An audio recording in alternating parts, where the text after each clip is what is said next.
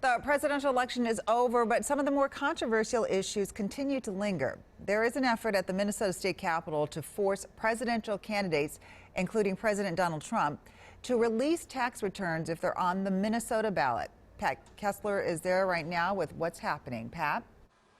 Yeah, how about that? We're hearing a lot about the election. All 50 states, though, do have minimal requirements for candidates to appear on the ballots, on the state ballots. But requiring a presidential candidate to reveal their tax returns, well, that's never been done before. Candidate Trump promised he would release his tax returns, but President Trump now says he won't. That's why there's a bill called the Tax Returns Uniformly Made Public, the Trump Act. It's not a coincidence. DFL Senator Dan Schoen says Trump is the first presidential candidate since 1972 not to release tax returns. If future candidates refuse, Schoen says they should be barred from the Minnesota ballot. And when someone walks in and just trounces on what's right, the right thing to do, we'll kind of stand up and go, well, why are you the one who won't do it? What are you hiding? The Trump Act requires candidates for president and vice president to file tax returns with the Minnesota Secretary of State 11 weeks before Election Day. But it might not be that easy.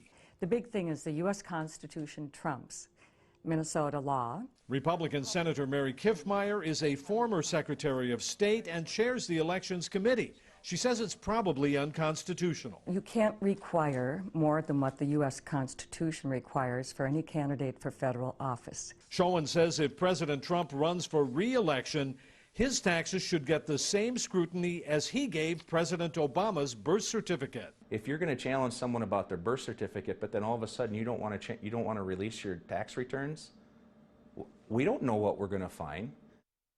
Well, the Trump Act has been introduced in at least 5 states around the country, all of them blue states like Minnesota. But unlike the other states, here in Minnesota, the House author of the bill is a Republican, Amelia. That is Representative Pat Garofalo. So a lot of politics going on here and still a lot of lingering thoughts about the election in November.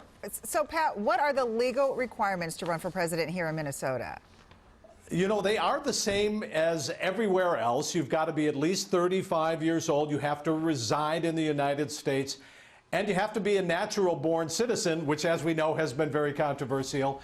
But those are the constitutional requirements. So this would be the first time that you add something on top of that to require a candidate to do something. So don't think it's going to get a hearing this year, but the people supporting it say they're going to push it hard.